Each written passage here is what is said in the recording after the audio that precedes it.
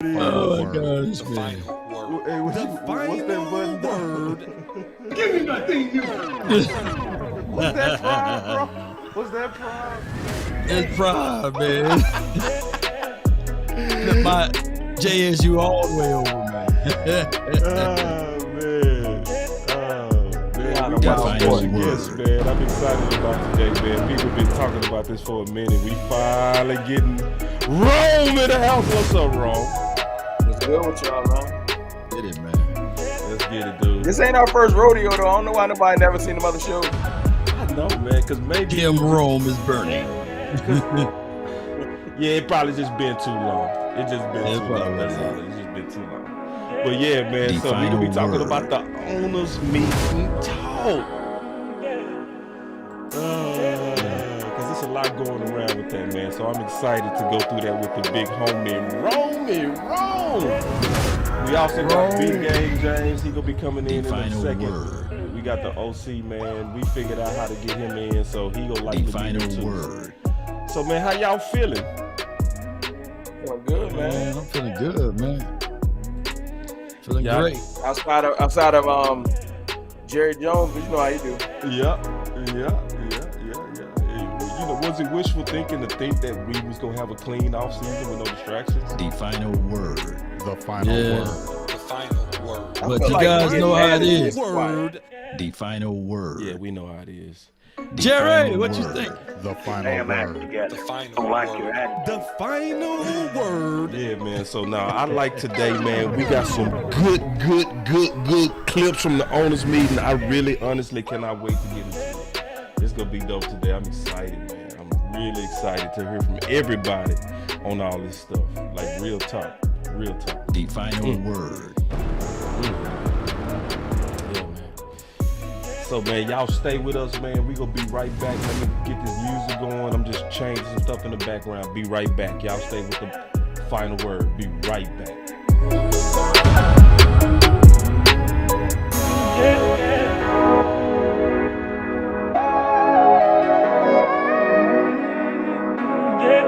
The final word.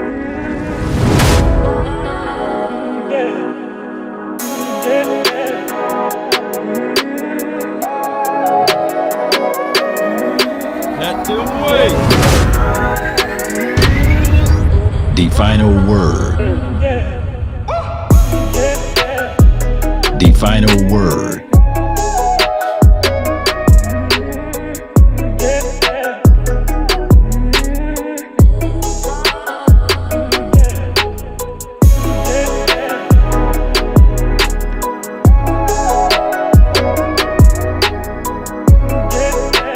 The final word. The final word. The final word. The final word. The final word. The final word. The final word. The final word. The final word.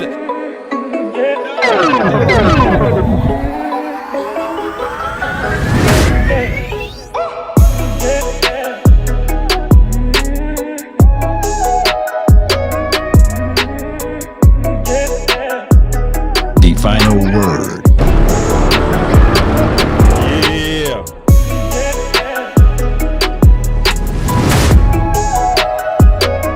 DJ All Nation. Talk, baby. Give me my theme music. Let's go.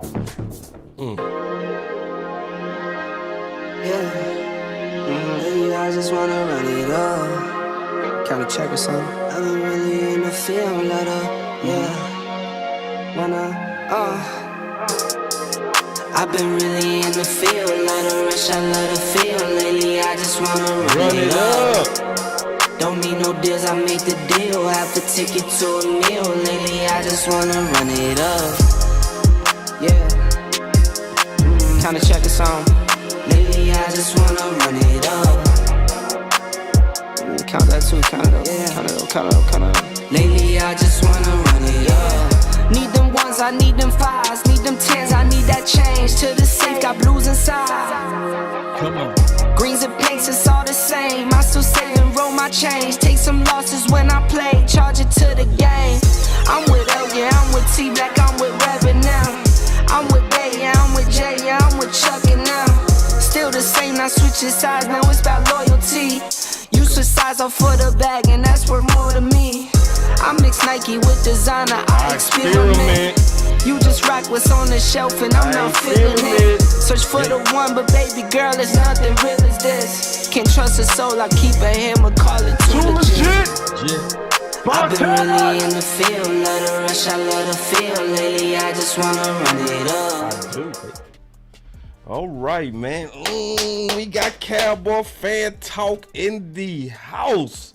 Man, first of all, man, let's start with you, man. Obviously, man, you're not new to the channel. You're not new to anything going on, man. What's up, man? Welcome. What's good with y'all, man? How y'all feeling? Oh, man, chilling on it, man. So, obviously, it's been a whole lot of news going around, right? Especially from this owners meeting. So, I kind of got this already kind of broken down. Like, I got it broken down. So, now, before we kind of get into all that stuff, I want to kind of first kind of get y'all... No. I ain't gonna do it like that, because I'm gonna wait till Big them get here. You know why too, Law? Because we got to talk about the Zeke stuff. You know what I'm saying? Him and the OC, we got to talk about that. We gonna say it as, I was gonna start off with Zeke. Now we gonna start off with something else. So in the owners meeting, the main guy to talk, the most important guy to talk is Mike McCarthy. So I got this broken up in clips. All of these clips have come from Mike Fisher's channel, so y'all make sure y'all go check it out. The full, the unedited clips is on, the link is in the description, so y'all go check that out. But we gonna start it off, we gonna kick it off, man. We wanna kind of get everybody's opinion on it. We gonna start with the hot picks and his opinion on the hot picks and just go from there. So we gonna take this and just kind of go line by line on the owners talks that's going on right now. Here we go. Just talk about those two guys and what do making those sort of picks, what message does it send in the locker room to get that quality of guy? Well, I think that the message it sends to the locker room is just, how much we believe in the locker room. I mean, obviously they're two very high quality veterans. I think they're played. Oh, hold on. Wait. I'm sorry. Man. Hey, I'm doing too much, man. You already know how you go. Give me my theme music. Let's go. Clearly speaks for themselves. I think anybody that's followed Brandon, Stefan, or just from pure football building production, you're definitely excited about it. But the type of people they are, you could see it immediately just when they came in to sign their contracts. The impact that they'll make, particularly with our young players. So real excited the way they fit into our locker room, because I always continue to emphasize that the locker room is the most important component of the football operations, and I feel we have an excellent locker room to build off of, and these guys are a great fit for us, both. So obviously right there, he was talking about Stefan and he was talking about Brandon Cook. So Law, we gonna kick it off with you, man, and what's your thoughts on what he was talking about with the locker room impact and all that kind of stuff? Yeah, man, experience goes a long way. And when you bring in someone with experience, it helps out. Now, veteran presence is what we've been asking for. Yep. Of course, CeeDee Lamb last year was phenomenal. It was his third year. Now he's going into his fourth year. So some of that pressure will automatically be alleviated. But this is like a twofold situation, because what's married to their career is these things right here. My guy, Trayvon Diggs and CeeDee Lamb, both drafted in the same year, right? Yeah. So now that you got both of those guys getting extra added help from a veteran aspect, which is dope in my opinion. Yeah. What's your thoughts on this? No, I think, like with say the question one more time. So like Mike McCarthy was talking about the veteran presence of Gilmore and Cooks, and just like how from day one he saw it. Like, man, them boys go come in here and make a difference. Well, you got to think they professional football players, and I say that, I know that sounds like a generic statement. Yeah. But they both have been to the pinnacle. Mm-hmm. They've both been on multiple teams. They've seen how multiple locker rooms worked, and although the national media has been trying to make that look like a negative, that's a positive.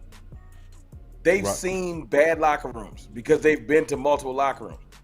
They've seen the way bad teams are run, and they can step into the situation with the Cowboys and see that it's not only a stable situation right now, and they can see instantly oh no, this team got talent to really do something. I've seen teams with the talent to really do something. So that they come in with a certain type of prowess that other players might not come in with. And they also demand respect, especially Gilmore. No slight to Cooks. Cooks is a veteran receiver. But Gilmore, I know for a fact when he walks into the locker room that players, especially on that defense, look up to him. I can tell by, remember the post game. Yep. You know what I'm saying? It was tongue in cheek. It was funny, but they was serious. Like, nah, I need this jersey. Stop playing. Because the respect that he demand. You know what I'm saying? Yeah. So I'm looking at it like, Gilmore is going to demand a certain type of respect, and Gilmore and Cooks being friends, like legitimate friends. I found that out after the trades was made. I just think that they're going to come in and just show them like, hey, y'all, we see what y'all got on this team. We here to add to it, but like, don't take it lightly. This is a big opportunity. And I feel like the younger players, especially like Trayvon Diggs, he's going to be able to learn a lot from Gilmore. But I don't think it's just him. I think the entire DB group, because he's going to come in and come in like a professional, work ethic and everything. And sometimes that type of thing can really drive the room. I feel like Cooks, the thing that stuck out to me about Cooks the most was he has this energy like, I'm happy that the Cowboys want me. Does that sound weird? You know what I'm saying? Kind of like, no, I totally everybody get it. been hiring him like a hired gun, and he looks like he's excited to be here because he want to like plant his flag finally. Yeah. No, man, I love it, man. And you can't overlook that. You can't. You gotta respect that, the fact that you can't overlook the fact that being in Houston for the last couple years, you could lose motivation. Yeah. Without question. Yeah, you can. Facts. Yeah. And That does say a lot of, it's like new life. Yeah, and that does say a lot too. When you want to go to a contender, that says a lot about Dallas in itself. So let me play another one of Mike McCarthy's comments speaking about Brandon Cook. And again, this is from Mike Fisher's channel. We got the link in the description. We broke all these down. Okay. Y'all make sure y'all go give him a click. It's just the right thing to do, because he the one that was able to get this content, and it's very good content, but we broke it all the way down. So this is what I wanted to hear, and I want to get y'all thoughts on this. Is Mike McCarthy talked about his vision for Brandon Cook. Here we go. Tell me, what's the vision you have for Brandon in the offense? Well, how does he fit in what you guys want to do offensively? The vision? Yeah. I think just like anything, everybody wants to put, a player in one spot, and we've talked about this before. The versatility of wide receiver play to me is key because when you can play, an individual inside and outside, obviously it gives him more flexibility to get, create more opportunities for him personally, but it also makes the other guys around him better. So I think you can see that now with CD, his ability to play inside and outside, and to have that type of versatility. But I think if you're going to line him up, his outside vertical routes, I think is exceptional at. You can see the production that he's really had in every scheme that he's played in too. So, we have looked at his route tree, the routes that he's primarily been used at, what he's been productive at. So, we'll pay close attention to that. Start with you this time, Ro. Now, the things that I heard was we took a close look at his route tree, on how they used him. He stressed vertical. But the thing that I loved is the versatility. I want to get your thoughts. I like this is funny. There was this chart when we first got Cook. Somebody put this chart out on Twitter, showing all of the routes that Cooks were good at. And the irony is, like, all of his routes that he's really good at were stuff that we didn't emphasize in our offense. Right. The last three years. Right. Stop routes and comeback routes were his worst routes, which is ironic. But I just feel like, when you are running an option route system, we've talked about this before. Once the defense realizes if we open up a certain way, the offense will always run the exact routes we want them to run. It becomes a real easy game for the defense if it's a defense that's talented enough to stop it. With Cooks, you can't sit on routes. You can't just be like, he can't run past me. I saw how our offense opened up slightly when we got T.Y. Hilton. Yep. You know, and it's T.Y. Hilton. No disrespect to him. He's just a little bit older. He might not be as, fast as he used to be. But when I'm watching some of Cook's routes, it's a lot of nuance. He knows what his best attributes are, and he knows how to use his leverage to get open down the field. He doesn't just rely on, I'm going to just run past you. Yeah. He actually does have some route technique from what I've seen. So I feel like the fact that we're going to be able to put a genuine receiver on the outside that you have to respect. When you watch some of the plays from last year when Gallup would line up on the outside, the corners wouldn't respect him. And that's no disrespect to Michael Gallup. He was recovering from that ACL.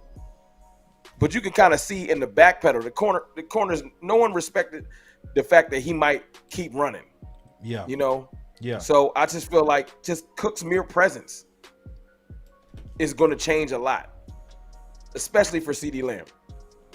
Yeah, and what's your thoughts on that? What he was talking about, the versatility, the vertical, the route tree, Law. Yeah, great points, by the way, Mr. Rome. But one of the things that I want to bring on and just expound upon that is just finding out what players do and then maximize that. And I like the way you said at hitch routes, stop routes, comeback routes were all poor routes ran by Cooks. And normally that is true for most guys that's under 6 feet. When you have a safety bearing over the top, ready to come down and field, those are the less likely routes that can get you in space to keep moving.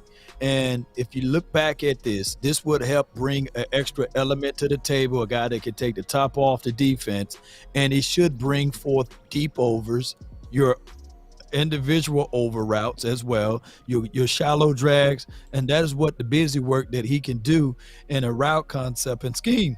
Now, as far as my guy Michael Gallup, when he comes back, I just hope that they destroy the hitch and the comeback routes for him and put him into some favorable routes for the outside wide receiver, your slants, maybe a few slow goals, maybe some post routes and some seams for even Michael Gallup. And what this do is you can have some clear routes underneath, and that would make this team more and more efficient, even with their route concept.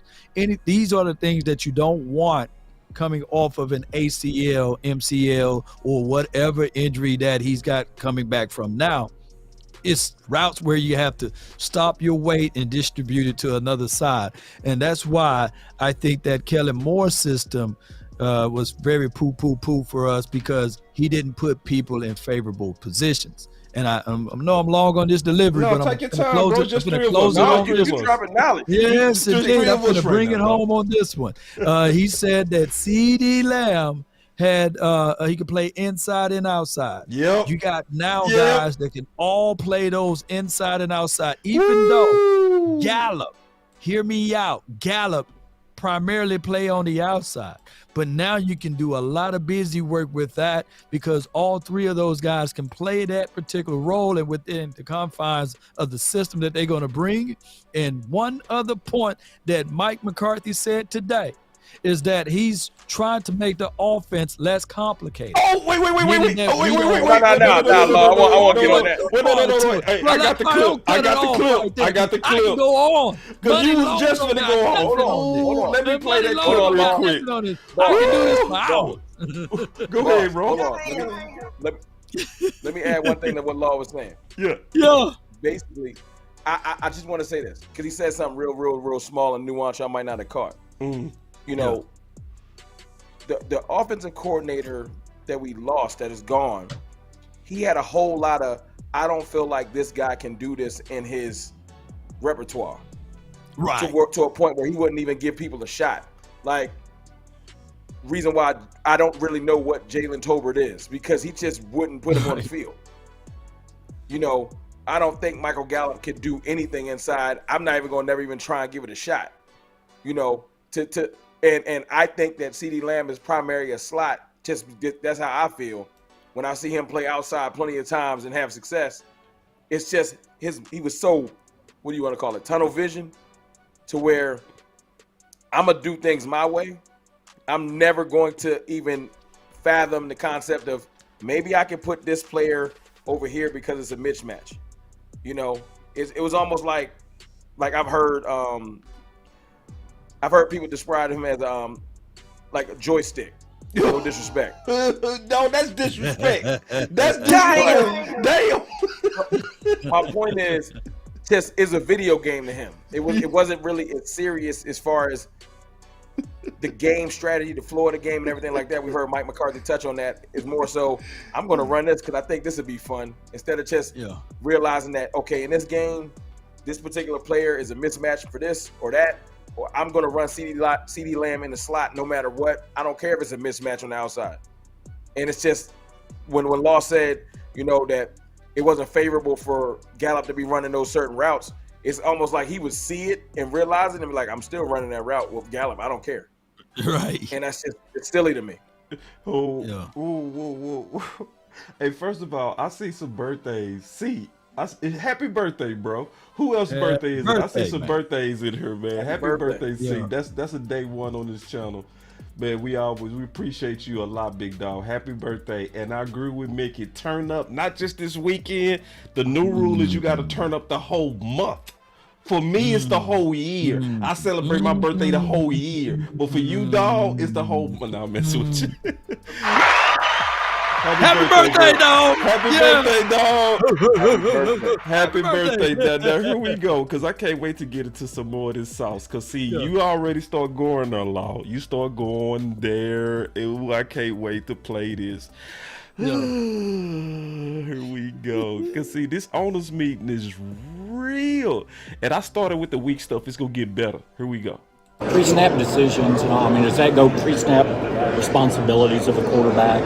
It seems like a small thing to talk. It's hard to quantify on the outside. Is that sort of thing as well? Just give him less, or is that even possible the way the game's played now? Football's it's an easy game. If you want your guys to play faster, give them less responsibility. So wait. And that's where the secret sauce is in putting together a good offensive system is the ability to be multiple, to have the variations to protect your core concepts, make sure the balls get distributed to your perimeter players, make sure you're giving guys the opportunities that fit their skill set, and with that, it makes it easier and cleaner for the quarterback. So, when you get into the game and you have a receiver that makes $100 million and you have to get him 20 targets or 15 targets, that's difficult. It's hold on, wait. I gotta rewind that. See? Yeah. Damn. I gotta rewind that. What did you say about money and targets? You have to get them 20 targets or 15 targets. So, when you get into the game and you have a receiver that makes $100 million and you have to get him 20 targets or 15 targets, that's difficult. I went through it with Aaron in Green Bay. Just he throws it to the open receiver, and our perimeter players will understand that we'll create the opportunities, but everybody's got to do their job, and he can't be in a game worried about trying to get a guy the ball. That's my job. That's the coach's job. So, and I think with that, and it's human nature. It happens all the time. It's a guy's frustrated. He needs the ball, and everybody's personality is a little different. So, these are all common challenges that you go through all the time, and we just want to be better. We just want to take another step. That's a lot right there, man. That's a lot right there.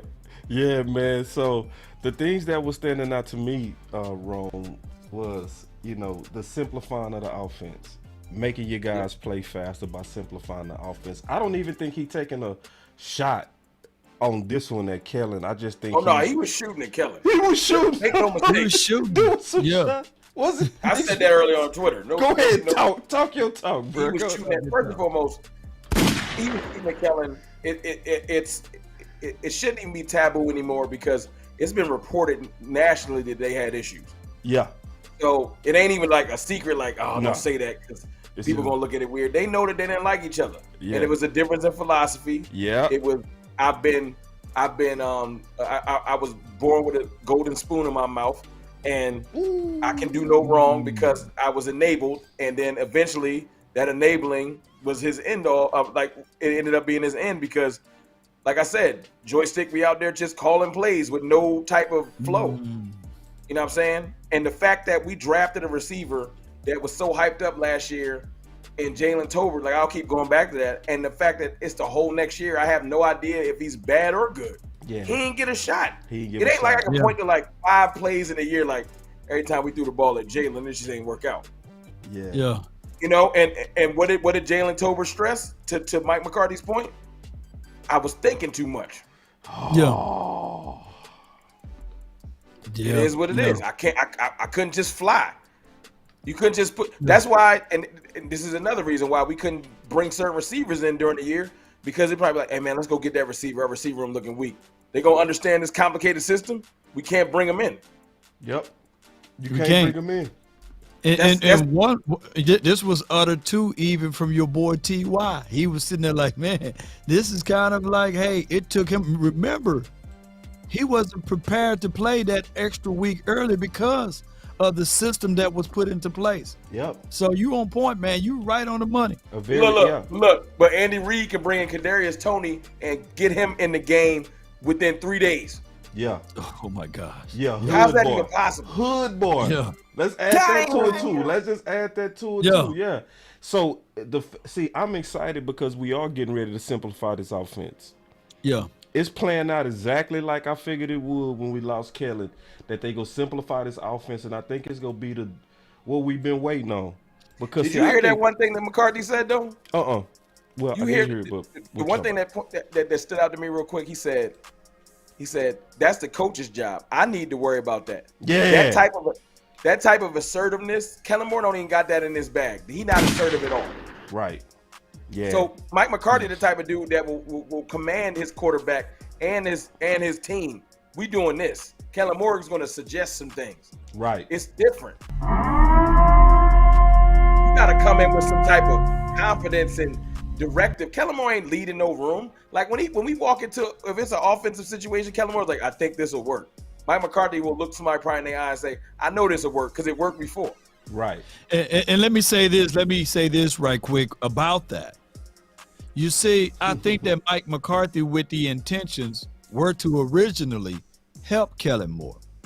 But what happened in 2021, people were looking at it like, we don't need Mike McCarthy. That's what happened. It's the boy wonder. It's the boy genius that's doing everything. And he said, well, hold on. So you mean to tell me if I'm helping you out with this particular situation and scenario that now I get to ask? I tell you want answers? You install it, you call it. You see what I'm saying? Because now y'all putting it on me when it's not. And then when I go in and get help and I help the man, y'all give it all to him. So I tell you what, this is what I'm going to do. You install it, you call it. I guarantee you that's what happened. To law point, look, y'all don't even remember McCarthy been throwing shots at Kellen through the media for a while. Yeah. McCarthy threw his hands up and said, I don't even know this offense. I don't know nothing.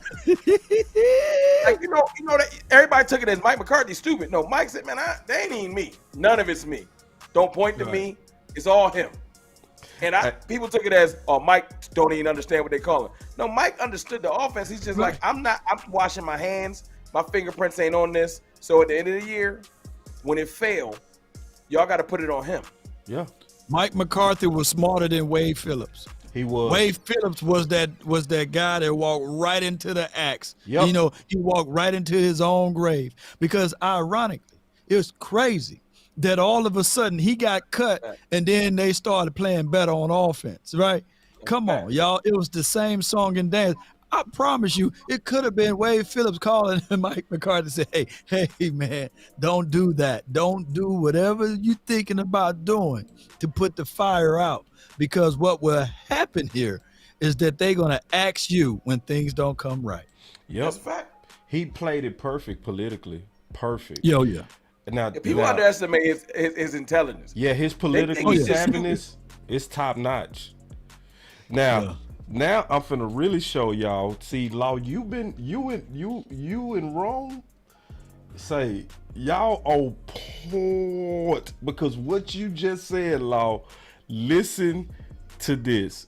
People look at your background, they think about, West Coast offense, how different is this going to look? But is it really, I mean, it's kind of a fusion of the two, and is it really more maybe protections and things like that versus I don't see a huge change in the run component of it. I don't see a change in the run component of it. See, the run part, I'm going to keep that the same. But listen. What's up, landlord? He say, so the final word, boss, law wrong, but this because boss producing his, I appreciate that, big dog. I appreciate that. Automatically, and I think it's just like anything. If you put 3 play callers in one room and you gave them the same playbook, they're all going to call a little differently. So I think that's to be expected. I think you definitely, second point is you have to evolve it every year anyways. If we didn't make the change of play caller, we'd be evolving anyways. We look the way we evolved from 2020 when I recommended us run the ball back then. And Wait, Law, what did you just say? Look at his face, Law. See, you got to look at body language. Come on, Law. Go back. Rewind it one more time. Rewind for your mind, man. One more time, man. What did Law just say? He said in 20. Man, come on. See, this is why y'all got to rock with Rome. And listen. We'd be evolving anyways. We look the way we evolved from 2020 when I recommended us run the ball back then. Wrong. Am I tripping? Wrong. I told you. He been throwing shots at him for years. Problem is, it's like that break glass moment. You can't once you hear it, you like, hold on, and you almost got to go back and rewatch all interviews where you like, was Mike throwing shots? Yo, hey, he said when I recommended. Law, did I see that? Did we just see that? Boss, go back and watch some of those games. Mm-hmm. And when a bad play happened, watch Mike McCarthy's facial expression. Yeah. When bad plays are called, it's almost like every time, he just be looking frustrated. Y'all remember the Green Bay game? That's when he hit it. That's when he hit the wall. That's when he hit the wall. He hit the wall on that. Go ahead, Law. Yeah. Nah. And if y'all refer to that Green Bay game, please don't go watch my review of that game because, man, I got yellow flag to this day on that game. But I'm gonna tell y'all. It now everything kind of makes sense, right? Yeah, it makes sense. Some throws and some deals were not necessary, and that's what he means. Because a lot of people think that when he say run the ball, it must mean that they're gonna run 45 to 50 times a game. No. We brought Cooks in the block. We needed an extra blocker. Yeah, right. So you don't eat your dessert first, and it's good to eat, but you don't eat your dessert first. And I think that Kellen Moore, he was backwards. He was trying to eat dessert first. He would eat just all type of crazy stuff the wrong way. And Mike McCarthy is talking about putting concepts, principles, scheme, and systems together so that we won't look like a collector or collections of plays. Look, Law. It's as simple as this. If your quarterback, because everybody think that I'll never say anything bad about Dak Prescott. They think it's just he unfathomable. But the 7%. If you look at Dak, say Dak's having a struggle 2 weeks. Right. As an offensive coordinator, you would think, you know what? I'm going to get in the lab and make sure that his next game, it's gonna be such an easy game. I'm gonna create easy throws, concepts, high precision, accuracy routes, so that he can it's impossible to mess up. Yeah. Kellen's like, nah. I'm gonna throw the book at this dude. We gonna run more option routes. Right. Dessert first, now, We gonna make you throw in between Fred Warner and another linebacker in a playoff game. We're not gonna create no easy concepts, considering that Tony Pollard hurt. You know what I'm saying? We don't have anything in our bag. He have no contingency, no emergency plans. When his system break down, Kellen just like, look, man, just run it. It'll work. Yeah. And the problem is when you have peer-to-peer coaching, right? Dak Prescott, this is definitely a little bit on him, but here's the problem. He can't grow no more than what he don't know. So it's like blind leading the blind, So when there's things that needed to change, Dak didn't know no better himself. He didn't. So at the same time, for those 7% that say, well, 7%. Dak Prescott, you know what I'm saying, is the problem. And yeah, Law Nation just an apologist. What you want him to do? Let me keep playing this him to do? clip. Let me keep playing this clip. Right, Here play we it go. again. Yeah. Decisions and all. I mean, does that go pre-snap responsibilities of a quarterback? No, I'm sorry. It seems like it's 2020, when I recommended us run the ball back then, into 2021 to 2022. You know, that's an evolution you need to continue to make. So I think how we play this year will be similar to how we played last year. But yeah, protection, we definitely want to be better in the area of protection. That's something we spent a ton of time on early in the process. You know, I think anytime you can protect your quarterback better, you know, it's helpful. So, and you know, if you look at, I think we were 68% completion percentage last year.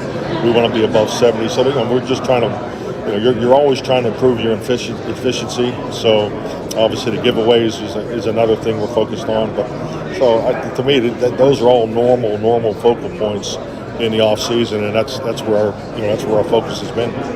Now I want to play this one real quick. To see this next part that I'm getting ready to play. I'm almost certain nobody peeped this. All right, so this is a big deal of what's getting ready to happen in our offense.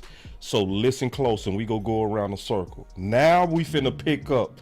Now if you ain't been paying attention, pay attention, because the vision of our offense, he finna let it out the bag. See, because this one thing about these owners meetings that I want to kind of say is different. Remember when Mike McCarthy's at the press conference, it's a controlled environment, right? So he got only so much time he go be up there. He never want to talk all day because Mike McCarthy is not the type that want to give away a lot. You know what I mean? Right.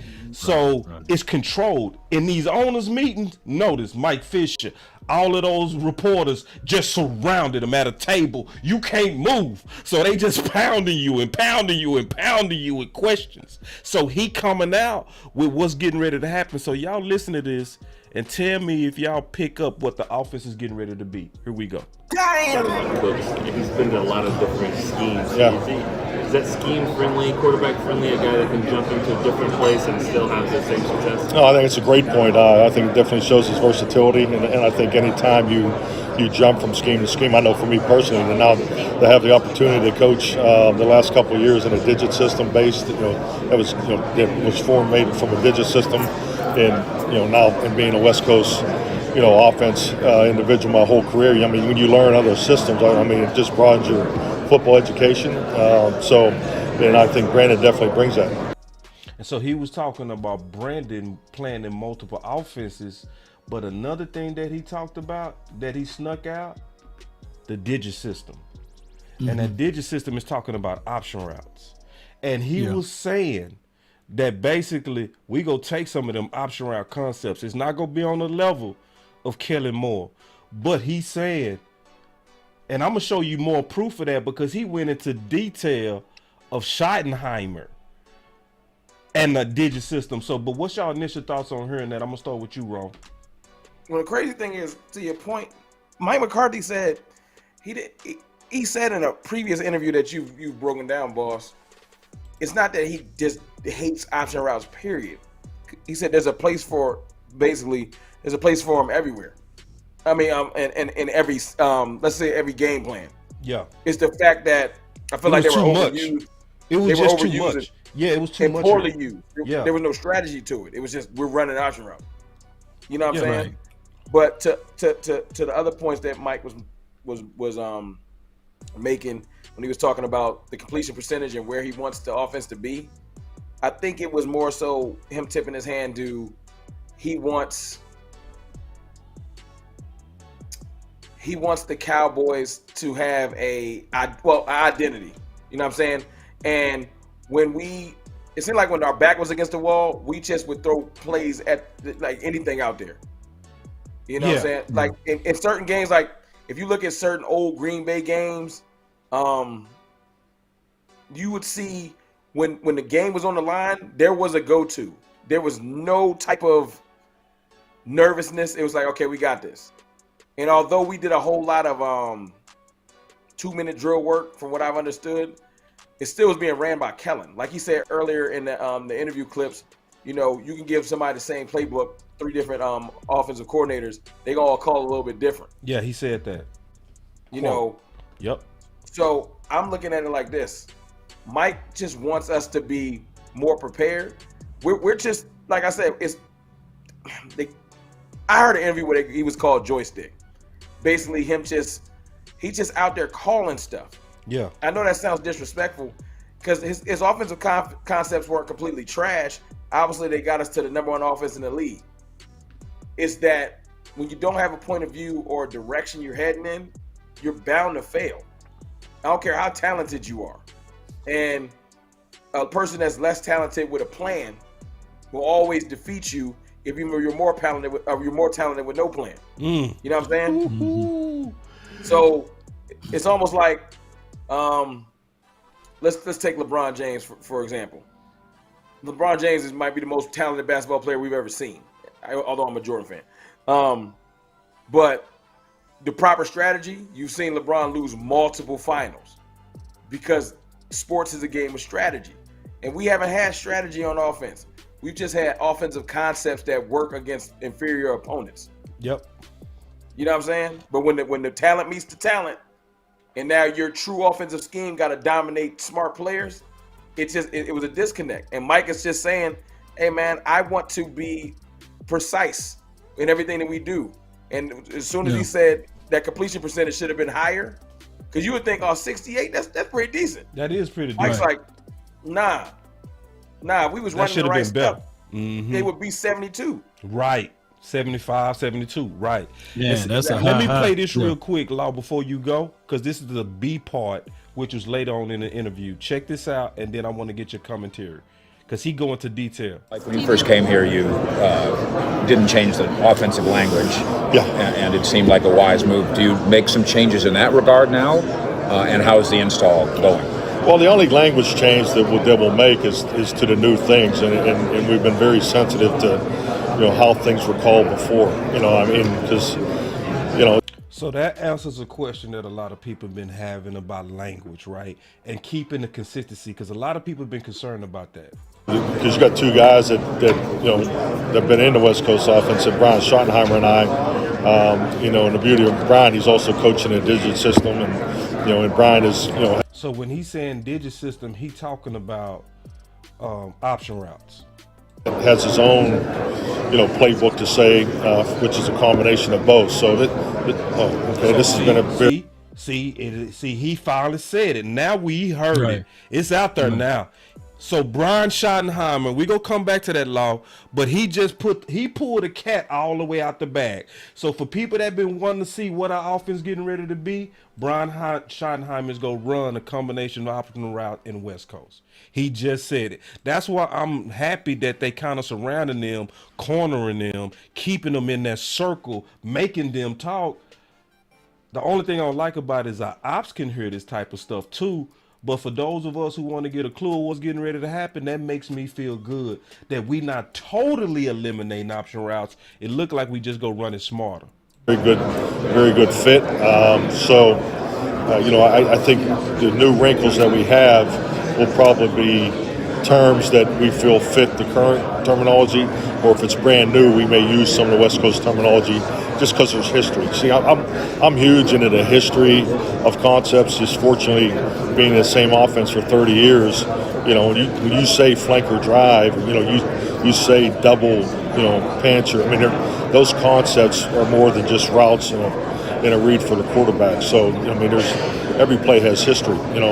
When it came into the league, what it was primarily used, we have a thing we call PCP. It's, the player play expectation and what we want out of each play. So, and I think just locking that down a little tighter, I think it'll be helpful for us.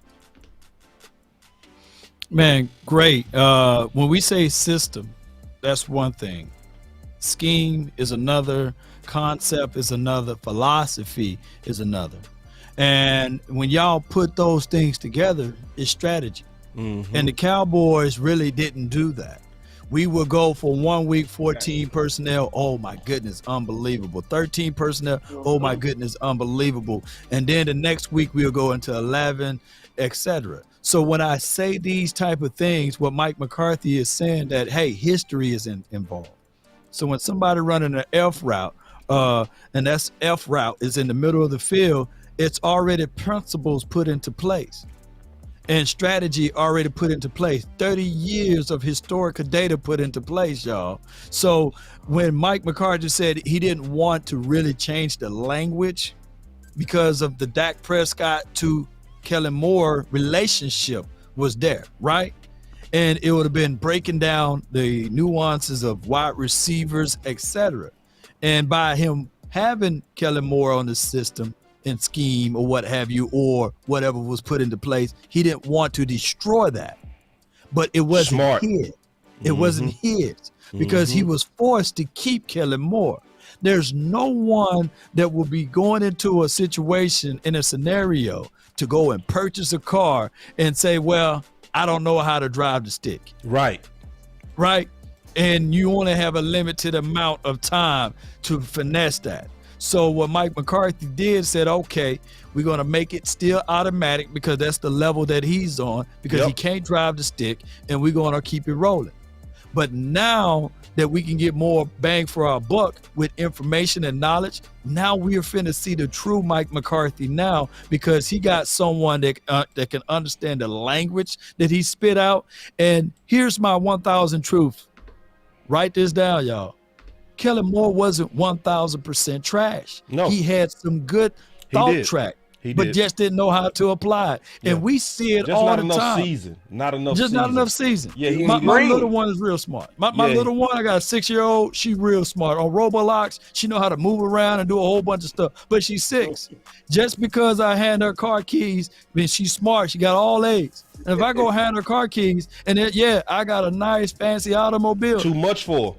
It's too much for her. Yep. We're going to be in a ditch somewhere, man. I'm going to be on chapter 12 note. Man, Law Nation over here giving a 6-year-old car keys, and she can't drive it.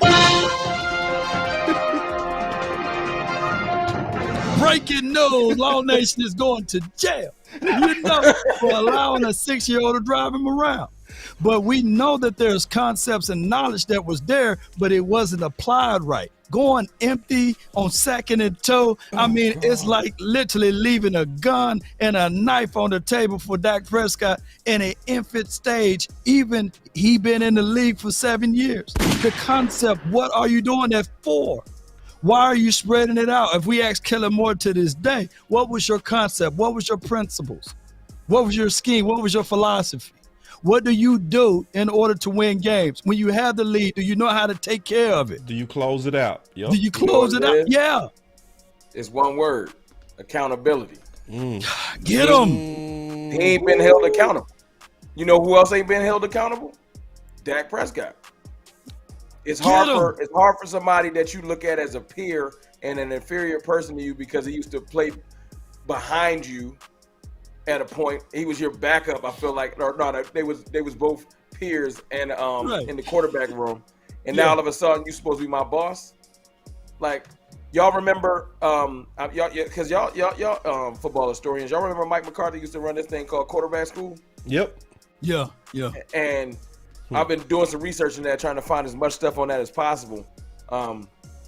And the clips I found was people saying that Mike McCarthy used to take the quarterbacks and break down the entire season. Yep. All of the plays. You know what I'm saying? And hold, what was you thinking here? Why you do this? What was that? And the thing that stood out to me about that is Dak Prescott ain't had that. No. Kellen Moore ain't pulled him to the side and asked him, yo, what was you doing right there? Nope. And y'all know I love Dak. But everybody need a little like kicking the behind. I got a 7-year-old here. Everybody need a little. What was that for? Yeah. What was that? Yeah. You know what I'm saying? I do it to my daughters all the time. Why did you make that decision? Yep. Yeah. Everybody need a kick in their behind. Everybody. Yeah, he get a whole lot of. It's gonna be all right, Dak. Let's get him. Let's get him next drive. Nah, Mike need to pull him to the side. Yo, what was that? Yeah. Because that makes you, as you said earlier, that makes you grow. I think Law was the one to say that. Yeah, it does. Yeah. So check this out. The main thing that I loved from hearing him explain what's getting ready to happen, because I never wanted him to completely get rid of the option routes. I didn't want the option routes ran as aggressive as we ran them, to where it's like 4 people running option routes at the same time. If you have particular people running option routes where Dak has the chemistry with a certain weapon, like for instance, Dalton Schultz was the perfect guy to run option routes with because he was always where he's supposed to be. Now, Lamb, you might want to. But hold on. The only reason why I said Lamb, is because I think that was necessary growing pains. Yeah, I think can see what you're saying. Yeah. So Lamb, I can have 2 guys to run options. Schultz, but now Schultz gone.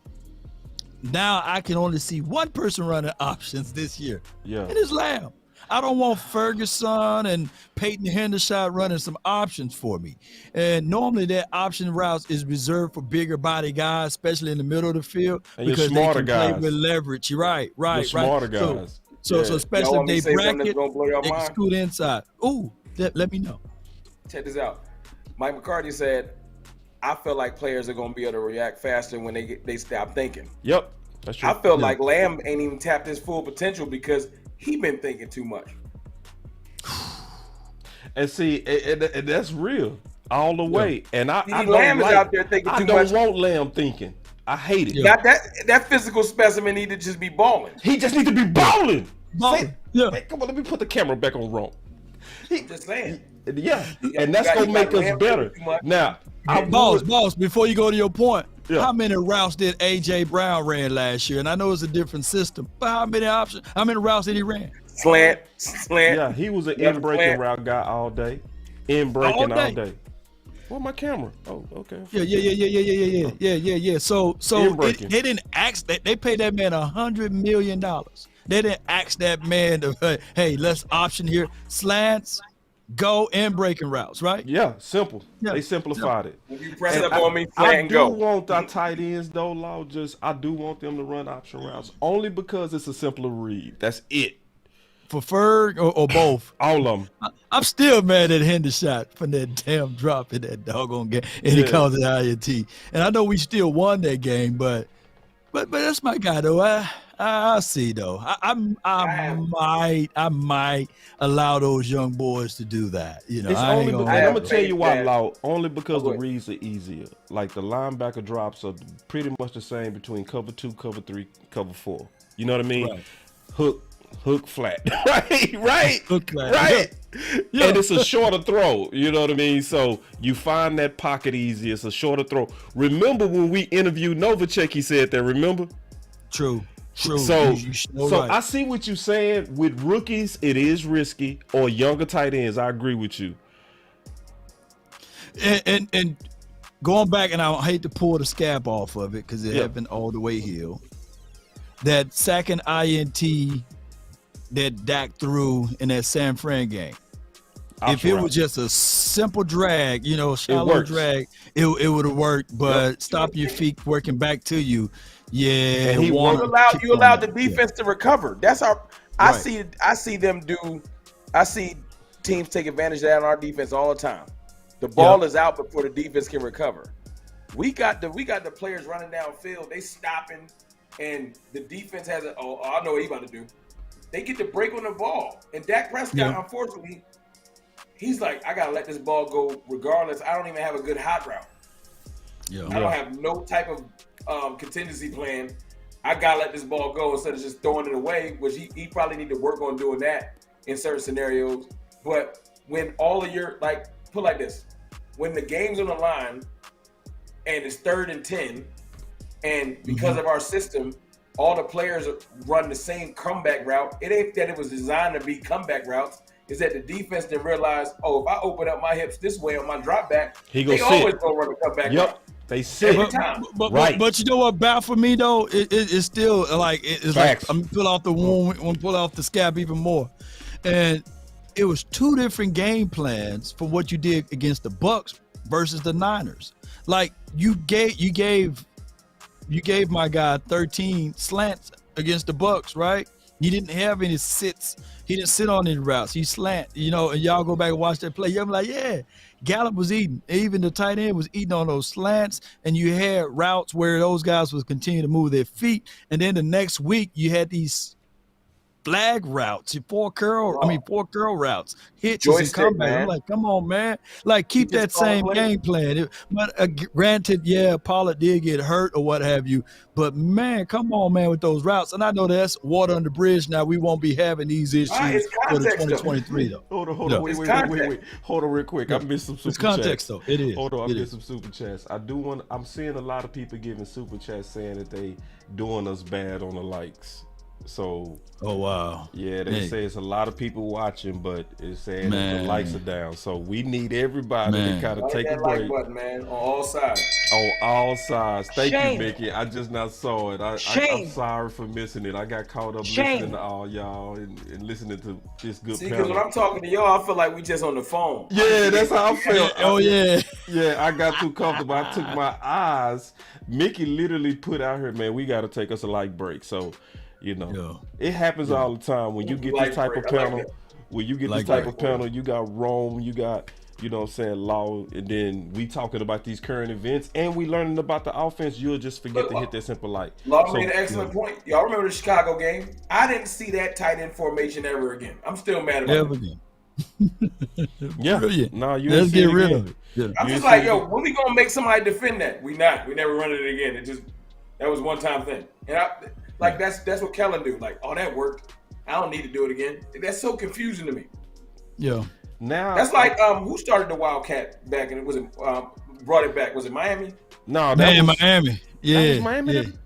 Ooh, they beat the brakes off the Patriots, and then the Patriots eventually. When they brought the Wildcat, and everybody started biting off it, right? Yeah. Yeah. Cadillac, what if they ran the Wildcat one time and just was like, nah, that was cool, and just never never did it again?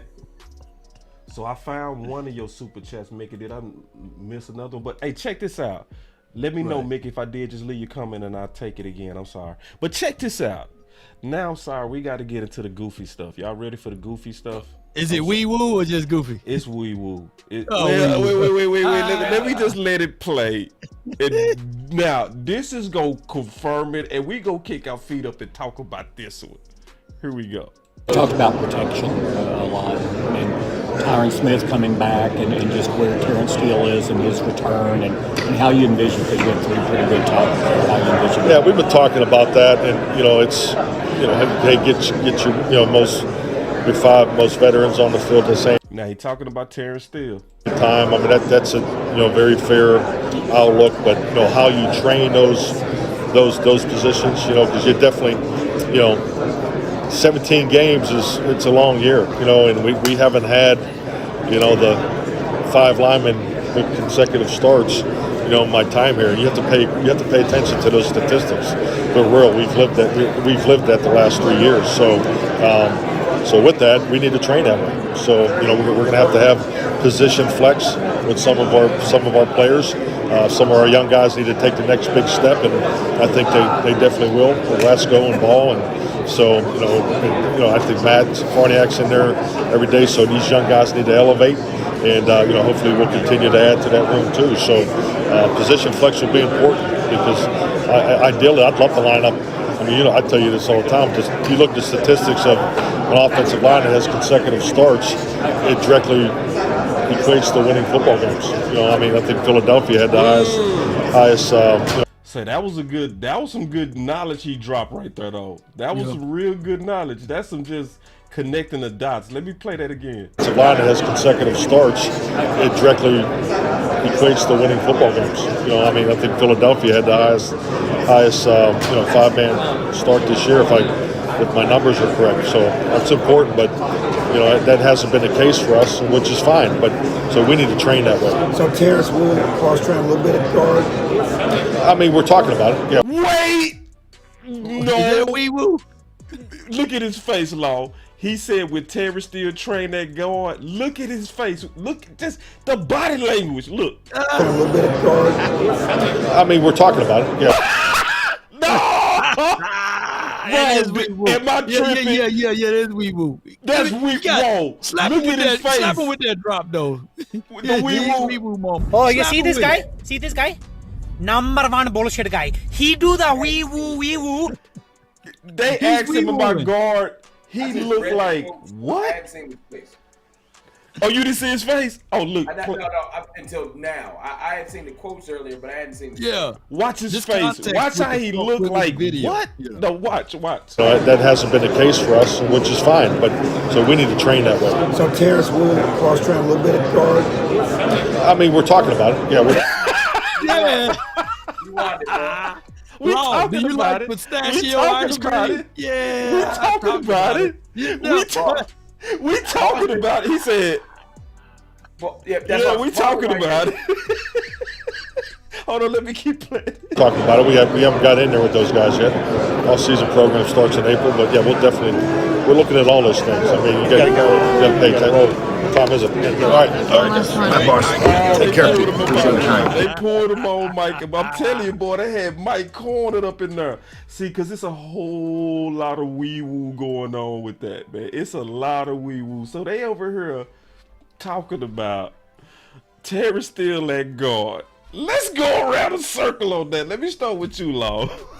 You saw when he stood up, I bet you he had some sweat under that armpit in that jacket. You know what I'm saying? Because, man, that's a wee-woo moment, man. Because here's my thoughts on it. And I'm not going to leave anything out for the unknown, but let me just say this. You got a guy that's coming off from an ACL surgery. He's recovering. And not only do you don't want to pay the man early, you trying to put him in a new spot. And we all know from the quick math that guard get paid less than tackles. And you got the guy, Duke Manyweather, who's out there fighting for his man, to say that Terrence Steele is a right tackle, and you have Zach Martin. Don't put the T in his name, just say Zach Martin. Zach Martin is out there that said that, hey, Terrence Steele is the best offensive lineman on the team. Who said that? Zach Martin. You know what I'm saying? I forgot he said that, Law. He said that. Because I had a dude fighting me on that the other day. Yeah, he said that. So, and my thing is, y'all, why you gonna play around with that? That's wee-wooing, you know? So, see, I would go ahead. I would tell y'all what I think it is. You want me to go and say it down, or bro, if you want to go ahead and talk about this? Nah, look, I've been wanting to talk about this the whole time. Okay, go. Let's do it. I've been waiting on this too. Nah, because look. Our ownership, Jerry, I think he get bored. And I think that it's one of the most frustrating things for Mike McCarthy because you're a little bit away from your mic, big dog. He signed up for this, right? Yeah. And he knew it was coming. Like when he signed up to coach the Cowboys, that Jerry every once in a while is going to throw stuff out there that don't need to be thrown out there. Yeah. But his response, I ain't see that facial expression until now. Yeah. So I do believe, because I was a little frustrated earlier. I thought they were serious. I do feel like they got a plan at left guard. They just don't want to show their hand. True. That's what it is. Yep. But that's what I think it is too. I don't like the messaging that they're sending to Terrence Steele.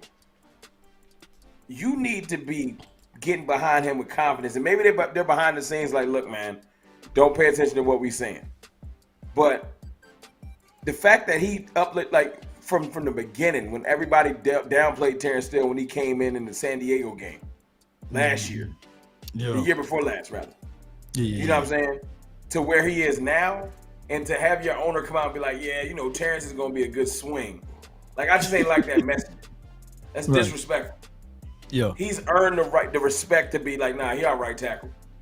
You know, and I know Tyron Smith is a foundational pillar in Cowboys history, and they don't want to disrespect him either. But I would think Tyron knows that this stage of his career that he isn't looked at as the best offensive lineman on this team anymore. Yeah, he know. I would think. He know. But I don't know about them discussions. So I'm just they actually had that discussion, Ron. Remember when he went up there and he said he wanted to play right tackle? That's because they had that discussion. Remember that? That's true. That's true. So he knowing his role. He knowing he'll swing. Let me tell you what I think going on. I'm gonna be all the way on this. Please do. This is a trash ass bluff. That's what's going on. Now, this is a bluff, bro. And this is about this. I think they trying to accomplish 3 things. They bluffing for the draft because they really looking at tackle. This is why I know they looking at tackle. When you read between the lines, what Mike McCarthy been talking about, protecting Dak. Law, where have the sacks been coming from? Has it been coming from the interior or the tackles? Has it been coming from the center guards or the tackles? It's been coming from the tackles. So how you spending all this time talking about you want to protect Dak, but you but you pretended like you got to shore up left guard? No, if you trying to say you trying to protect Dak, you looking at tackle. So what they trying to do, in my opinion, they bluffing. They going out there trying to send a signal. They trying to say we are looking at left guard because they trying to get the scent off of them actually looking at the tackles in this draft. So who they want, DeJuan Jones? Yep, I think they looking at all them dudes. And they trying to throw the scent off because it don't make sense. Like, it's too big of a bluff. Like, they overplaying this bluff. Hey, I give you that. Because everybody talking about it. It's you're right. It's a little too much. Yeah, it's too much. It's too big of a bluff. They overplaying they bluff hand. They see, and it's another thing they doing, in my opinion. This is a publicity stunt, right? Yeah. So at the owners, so they want to get all the eyeballs, so they throw out some wow. They get all us talking. That's what they always do in off season. National media ain't even get it yet. That's tomorrow.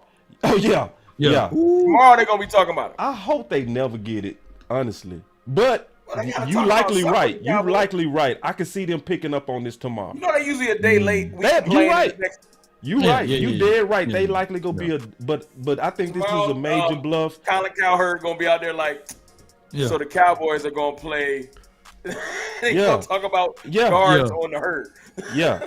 And Dallas. Yeah, they trying to be cute, and it's like, now you showing your hand. Now, if I'm a scout, I'm not going for it. You know what I mean? If I'm from Philly, I'm saying, okay, I know what they doing. They really targeting one of them tackles. You know what I mean? Because this is just a quality. Because why would you show your draft strategy a month away from the draft? Why would you go out your way to say we trying to solve the guard need? Come on, bro. You know what's gonna happen? Somebody gonna jump up and take a Vila. Somebody gonna take like last year. Right. We were so pointed at guard that they started taking all the guards, and we had Tyler Smith circled the whole time. Exactly. That's why I actually like this bluff. I do like this bluff. I just think it's an overplayed bluff. It's overplayed, but here's my thing though. I would not get mad if they draft DeJuan Jones and say, "Hey." Me too. I promise you, man. I'm moonwalking, baby. From this conversation. DeJuan Jones and Tyler Smith on the left. I'm moonwalking, baby. You know what I'm saying? And see, and they trying to be slick. I see what they doing, and I love it though. But I still see, because what was they calling Tyler Smith all last year? A left side player. Right. So that means you was cool with him playing left guard or left tackle if need be. But now y'all try to act like y'all got him marked down in permanent ink at left tackle. Stop it. You know what I love about this though, y'all? The thing I love about this is Tyler Smith is one of those players that he really is down for the team. Yes. And he's not going to make any fuss. He gonna finally get his "you a left guard" papers, and he gonna be like, all right, let's roll. He not gonna complain. Like, you gotta celebrate that, because everywhere ain't like that. Yes. But see, this the thing, wrong, because me and the OC had this same conversation. And that's funny you said that, because the OC said that too. Now, this is the funny thing, though. We only got one more year for him to stay humble like this. You know what I mean? This is rookie humble Tyler Smith. But once he make an official Pro Bowl, he can morph into Zach Martin overnight. You know what I mean? Like, confident, like I'm that dude, as long as the Cowboys take care of him. Yeah. Like I said, I love our players elevating and developing properly. I hate when our ownership group comes out and calls somebody a swing tackle disrespectfully. Like, that can go unless like I said, if this is a strategy, they've all talked to him and said, "Yo, Terrence, we gonna say some things. Don't pay no mind." Yeah, and that's different. Yeah, but if they really just saying this and Terrence still is getting mixed signals, I think that's corny. It's corny and it's messed up because the other side they trying to do likely is they trying to. You remember, see, because the Dallas Cowboys do leverage stuff. Right. So, and it's whack leverage stuff. So, like, for instance, remember when Dak was trying to get paid and they left him off the promo video? Yeah, that was whack. Yeah. That was whack. So they do whack stuff for leverage. So this is also a whack leverage play where he looking to get paid and they trying to say, we kind of see you as a swing. You're no... Yeah. There's no way they can't see his talent. And the teams that will be willing to give you that second round draft pick for that tender, like, wait a minute, the Cowboys in the house are only looking at this dude as a swing now. And it also lowers it also, if he don't go out there and say, well, Terrence still is my starting right tackle and speak with convictions and all of that, then it also weakens the argument for his agent for him to get that top right tackle money. Right. Because if I'm Terrence Steele, I'm looking at Lyle Collins' contract and say, hey, I want that. You got a good soldier though, man. Ain't he like a coach's son? Like, do him right. When you got people like that, you got to do them right. Yeah, but the boys are the boys. I wonder how they're going to play it out with Parsons. Parsons, although I think that they shouldn't be playing around with fire, but he fool around, he might not get that many edge play because which one pays more, edge or linebacker? Edge. So we'll find out, man, how they don't do it with Parsons, man. Oh, they'll play that game until they need them. Then they're going to throw all that to the wind and get back on their edge a little bit. Yeah, and they will play that game. They will. Yeah. But I got to slide in a second, fellas. Okay, all right. We got one more. We got a couple of more subjects. Let me know whenever you got to go. We got you, man. We'll I would say about 10 minutes. All right, cool. All right, so here we go. All right, now the biggest thing is this, though, that I feel good, though. I really do. I feel good that they trying to play poker. They trying. It's just bad poker. You know what I mean? Hey, I appreciate y'all. Y'all swung me because until I saw that video and you laid it out, I was genuinely, I was like, man, why are they messing up this good off season? Like I was sleeping good, man. I was living right. Look, our rivals was hating on us for no reason because they scared. And I was like, man, this is a good off season. And it was like, you know what? We about to have Terrence still play guard. And I was like, see, we can't have nice things. But now the bluff. The way y'all, because DeJuan Jones, you right, Law. I will be. I know everybody want Bijan Robinson, but we get DeJuan Jones. Yeah, it's lit. It's different. They can get 3 of them tackles. Broderick Jones, DeJuan Jones, or Anton, and I'm gonna be lit. And see, this the thing. One of them gonna likely be there. See, Rome, you remember the CeeDee Lamb draft? It was almost guaranteed we was gonna get one of the receivers. Yeah. It was guaranteed because remember that was a deep tackle class and a top one, so we knew they was gonna go first, and they pushed down those receivers. The same thing getting ready to happen with these tackles. With the amount of edge rushers, the amount of we're gonna have 4 quarterbacks go, bare minimum. Yeah, you got 4 quarterbacks, you got edge rushers, you got other positions, you got a couple D tackles. Oh, I don't think there's going to be a run on not him at tackle. Who the one they got ranked the highest? Skoronski, he'll be gone. Yeah, he gonna be gone. Skoronski gonna be gone, bro. Take him. Yeah, take him. So I got the CBS ranks right here, Ron. Okay. And a lot of people hate it when I show these ranks. These ranks are more so estimates. So just look at it as an estimate of popular opinion. So if you look at what the popular opinion is, it's about 5 guards ranked right at 26. Anton, right? We just Darnell Wright. Who's your favorite? Right now, Broderick Jones. Yep. And DeJuan Jones are my favorite. Have we publicly met with any of them or any? I ain't heard nothing on that. See, that's another tip to your. We ain't meeting with nobody. We ain't talking to nobody. Yeah. They showed me with Spears today though. Tulane kid. But look, what do we put out in the public? See, now you got me in my conspiracy theories. Let's go. Let's go. Look, we did put out in the public. We bragging. We got 3 tackles. We got an abundance of tackles. We do whatever we want. We tackled up. Ain't no way we taking a tackle. Yeah. Yeah, I think I'm with you. I'm with you. And see, this is because notice also one more thing on the conspiracy theory, because we both putting on our conspiracy hats. Who did Mike McCarthy just talk about in his examples? He said Ball, Matt Lewinsky. So if you talking about protection, but you bringing up tackles, you got a tackle need. You got a tackle need. You know what I'm saying? I'm seeing. I think I'm seeing what y'all doing. I think I'm rocking with you though, man. Nah, I think he told on himself. Yeah. It's a bad bluff. It's a bad bluff. Go ahead, Law. That's a subconscious. That's a subconscious thought. It's a subconscious thought. Perfectly said.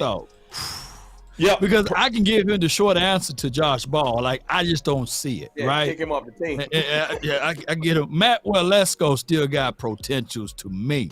It just that I disagree with Matt Walesko opting out on not having the surgery. I wanted him last year while we was out there at Oxnard. Go ahead and get it done, dog. Because if it's not going to get healed then, and you're going to try to heal it on natural without doing the surgery, it's going to go pop again. And now he's delayed. See, he could have went on ahead and had it, and we'd have been okay and cool with it. Yeah. So I'm out on Ball just a little bit, but the only reason why I'm going to give him a little longitude and latitude is because we got Mike Solari. He's going to come in, and we're going to see how he operate and proceed to evaluate these guys. Facts. That's another situation too. I haven't really watched DeJuan Jones. I'm familiar with him, but I'm just saying, you brought in two coaches that want to scheme the run game, not just run plays. That's 2 different things. True. And you would want to have offensive linemen that fit what you're trying to do. Not that we couldn't make it work if we had, in a dire situation, but to get the proper offensive linemen in here that you really, really want. I'm sure Solari and Brian Schottenheimer both were like, get me this lineman. I know exactly what we're gonna do, and we can get and I know everybody thinking we're gonna go running back high. We can get a great running back later in the draft. Yep. Yeah, I'm with you. Let me answer these 2 questions right here. Avante Collins and Chuma, those guys, you're gonna break the pool stick, you're gonna put it on the table and say fight. So that's depths. I'm not mad at depth purposes right there. Shout out to those boys. Those both are now journeyman guys, but you can still go into this draft and get some fresh food. You know what I'm saying? Fresh food, and I think you being nice about it, Law. Let's say it like it really is, because I know you want to say it. We got a real chance to completely rebuild this offensive line. Just like that. Yeah, just like that. Yeah. And then it just make the most sense, right? Yeah. So how we know? Yeah, but look. To your point, if you're going to extend Dak Prescott and give him $50 million, I ain't gonna start another conversation because we be here till midnight. But you if better you're gonna extend Dak Prescott, you gonna protect that investment. You better protect him. You're gonna protect that investment. Yeah, I'm certain that. Now I know you got to go wrong, so we go ahead and get your final word in, big dog. Yeah. And then me and Lower clause of that. We gonna talk about Zeke at the end because me and Zeke, we got to take us a victory. Let me say one thing about Zeke in there because I think I know where you're gonna lean. Okay.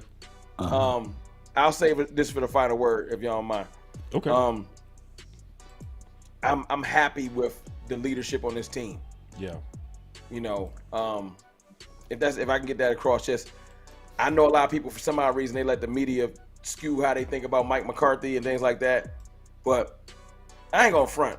This offseason, I gotta give it up. If I could do anything in the final word, I like the way they've been moving. Yeah, they've been moving. I like the way they've been moving. I give them all kinds of trash talk every day. Every day. Yep. Even my man Stephen Jones. I think even they using, now that you got me in my conspiracy theory, I think they even using Jerry Jones like, you just say whatever. Throw everybody off the scent. Yep. Throw like that might be part of the strategy at this point. Yep. Yeah. They overplaying that bluff. I like it. So I just think that we're moving way more strategic. Yep.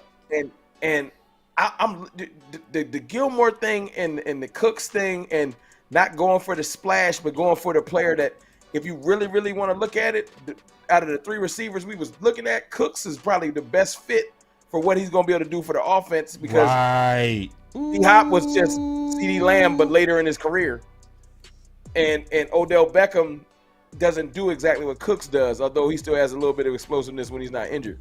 So I'm just, to my point, I just like the way the Cowboys is moving. Man, we moving good, ain't we, dog? And now that you got me on that, we moving with, we don't never do bluffs correctly. So now you got me in my head.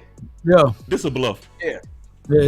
Everybody everywhere. They don't know where they're gonna go, man. And I see it open up the alleyways, because I love the way you be fighting on Twitter, man. Oh man, I'm crazy. Look, I'm talking about Mr. Rome over there. You know, he be like Rome don't play. If I was like, the Eagles should be worrying about going back and forth with the Chiefs, right? You know what I'm saying? But they done figured, they done cried for 2 weeks or such. And now they're back to talking about the Cowboys like the Washington team don't exist, the Giants don't exist, and you be minding your own business, Rome, posting about your Cowboys or our Cowboys, and I see a little Eagles dropping. Every time you rally them up, the Eagles dropping left and right. I can't make this stuff up. I gotta say this, Law. This is the thing that made me mad. First and foremost, you know, don't rile me up and then complain when I come through and body you up. Just leave me alone. Leave me. I done had some of your top Eagles guys block me because they just couldn't handle it. They couldn't. You know what I'm saying? Secondly, you need to really just look yourself in the mirror and realize that at one point you have to acknowledge, like, if you refuse to acknowledge any fault, you're bound to be doomed. Yeah, I done seen them dudes go from begging for C.J. Gardner-Johnson to saying that Reed Blankenship is a great safety. At some point, your integrity is compromised. Ooh. Yeah, that ain't even a joke. That's real. That's real. No, that is very real. So a lot of their sports integrity has kind of been compromised. So I'm like, yo, you trying to sell me on Reed Blankenship now? Like, I can't take you seriously. That's like that's like me trying to say that Zeke is better than I don't know. Who's one of the top backs in the league right now? Jacobs top. You know what I'm saying? Right? Zeke is better than Jacobs at this stage of his career. Let me put the context. Right. You know, it would be like you just being a homer. Right. I understand homerism. I'm good at it. But just say what it is. Don't try to lie to me. But see, Lawden got me riled up because I go on for hours. I'll say this. Well, I'm going to tune in to him right quick. Here they go right here. I'll say this, Law.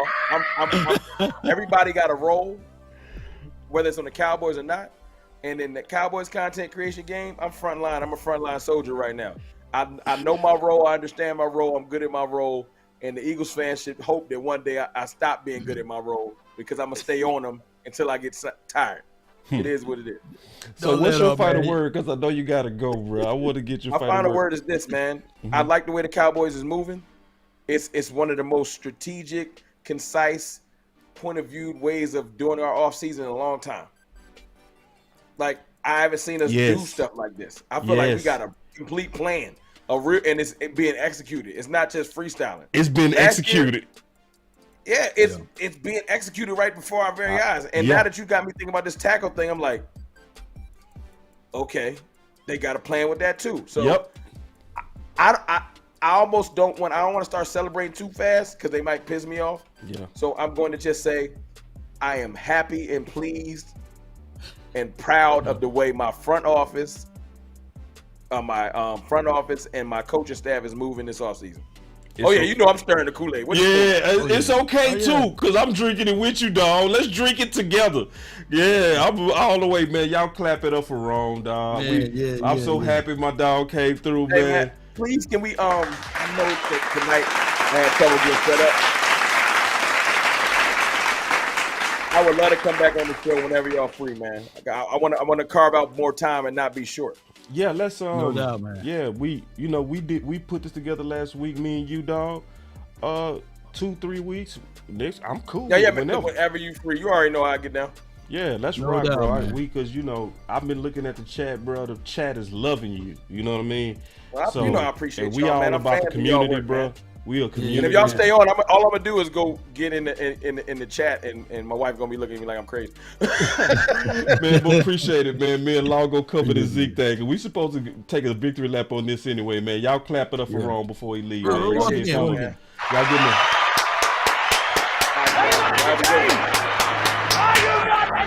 All right, that was the Go, big man. homie Appreciate Rome, you, man. man. Y'all support the Big Brother channel. Me and you, Law. Let's bring it home, big dog. Yeah. All right, so we supposed to take a victory lap. Me and you. Why not? Why not, man? Because people don't like I told you so, so we not gonna do it like that. We gonna just kind of talk about the Zeke stuff, and we gonna just talk about it from common sense. We gonna close it out with Mike McCarthy talking about Zeke and Dak interceptions. Here we go. Steven said yesterday that part of the mindset of not giving Zeke a pay cut offer is you don't want to be insulting to the player. How do you? I mean, when a all the picks and stuff like that, and decisions on the interception. A decision like that is coming up. What's your input in it? And I mean, do you agree that The business part of it? Yeah. Yeah, I think it's healthy. And every place does it differently. I think when the head coach and I learned this from Ted Thompson because it was his philosophy, and I agree with it. When the head coach is put in a position of finances, it can be conflicting. The coaches have to coach the players. Their relationship is definitely a lot different than the business component. The business individuals dealing with them too. So yeah, as far as exactly how and what and the conversations were handled, the business part, I was not part of it. So the whole business side, Mike McCarthy had nothing to do with that. So for people that want to know about that, that's the confirmation of it right here. Now this is his actually thoughts on Zeke, and then we'll talk about it. The decision wasn't to cut Zeke, and what went into that decision? Yeah, I mean Zeke has been a big part of the Dallas Cowboys, both on and off the field. So I think we're all in tune to that, very sensitive to that too. I know in my time. See, notice he said very sensitive to that too. Right.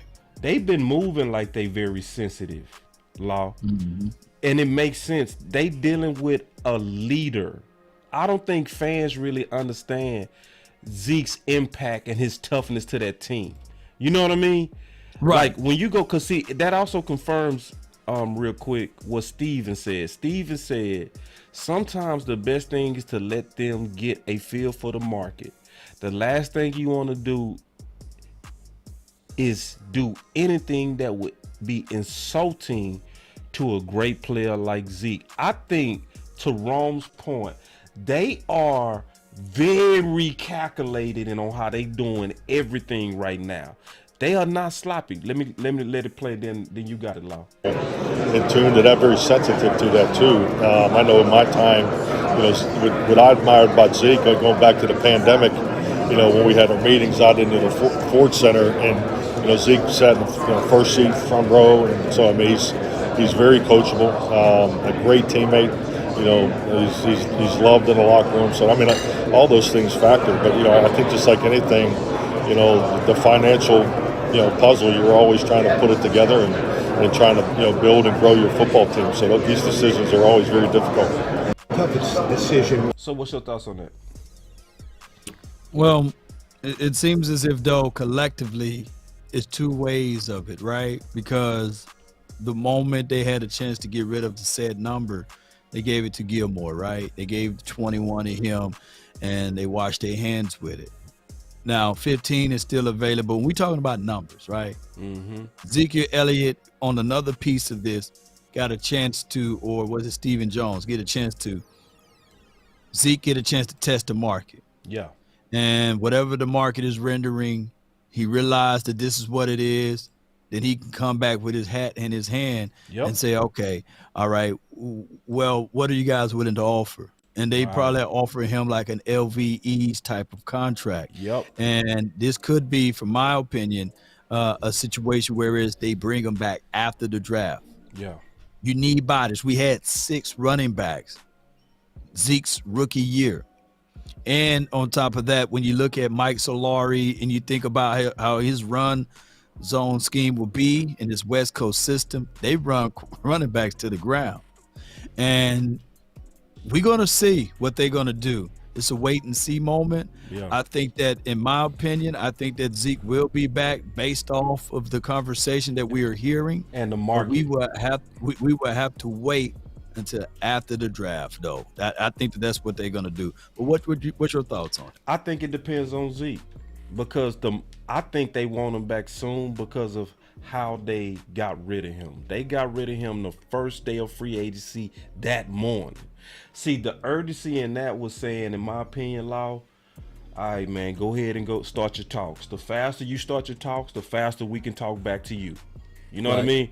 So now, as of yesterday, you did a great job of reporting on this on your channel, on how the market and the teams that was put out there dried up. It dried up, yeah. They dried up publicly. You name the Jets, they was like, we good. You name Philly, they like, we good. You name, who else he named? It was the Jets. Cincinnati. Cincinnati, and they like, we good. So now, what leverage do you have but to come back humble? You know what I mean? Yeah. So he's at that point right now to where what you waiting on. And that's why I think, because you reported yesterday a great job of how the market dried up on him. That was also the same day the Dallas Cowboys was winking, saying, we like you, Zeke. See, because sometimes you got to send them out to the streets, Law. Yeah. Sometimes you got to send your lady, and not you. I ain't talking about you. I'm just saying in general. I want to make sure I'm not disrespecting Law like that. But I'm just saying, just in general, sometimes if they feel like they can do better, go. Yeah. Then when you go out there and you see them dudes ain't worth nothing, you come back and you're a whole lot more humble. Vice versa. You go out there and you think you the player, you can go win all the women you want, and you go figure out they wasn't like your wife. That's where Zeke is right now. You know what I mean? So what you waiting on? Over here, she's for the streets. You remember? Yeah, she's for the streets. They send him out to the streets. From a biblical aspect, you know, the prodigal son, right? Yes, well said. And well said. Way better. We will find out, man. We will find out what Zeke brings back to the table after, you know, he had seen all of this happen. And we've seen stranger things happen before in Cowboys land. A lot of people young that didn't remember when Herschel Walker came back, when they made a move to get him back on the team. You remember that? Yeah. So if Herschel Walker can come back after being traded, you know what I'm saying? Zeke can come back. Hey, he was all right. You know what I'm saying? The combination was all right. You know, kick off return Walker, you know. And I think people making too big of a deal, Law, out of that number. The number. Because 21 is not Gilmore's number. Right? He took 21. But if Zeke come back, they go talk it out like men. I bet $1 million. Oh, you think so? If he want 21 back, I never even looked at that. You know what I'm saying? I think we make it too big. You know what I mean? Like, oh, we just got rid of Zeke. We put 21 on 33-year-old Gilmore. We done. Nah. If Zeke want 21, I guarantee he'll get it back. Now there's there's a Cowboy store right down in Cedar Hill. I'm gonna drive up there to see whether or not, if I see a Gilmore 21, I'm gonna be like, man, they sell them things like hotcakes. But if they ain't in that pro shop yet, you know what I'm saying? Then I agree. That's a good point. Listen, you right on that. The economics of 21. I can't be mad. Yeah. I want that 15 to be dope. And they'll double up on jersey sales too. Ooh, oh yeah, now that 15, I go get a 15. I go get a 15 too, and I like the idea of him having 15 because it's like a new beginning. 21 was the young Zeke, 15 is a new Zeke, 15 a cheaper Zeke, 15 is the dude that got to be humble. 21 was the dude that was the man. Yeah. Even Dak, didn't Dak wear 15 too? You know what I'm saying? Yeah, 15. Maybe Dak would see it even better with other players. Shout out to my guy Dak.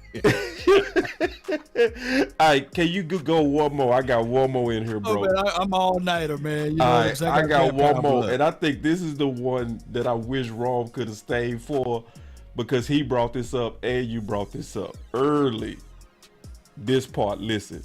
All the picks and stuff like that, and decisions on the interceptions, have y'all gone over that?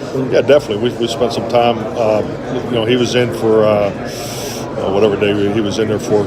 So then he came up and he's in there for the captain's workout. So he came up and spent about 4 hours with Scott and I, and we went back and looked at the decision-making opportunities and, of interceptions and potential interceptions, and just talking through it. And it's healthy because no different. I mean, I thought Doug did it.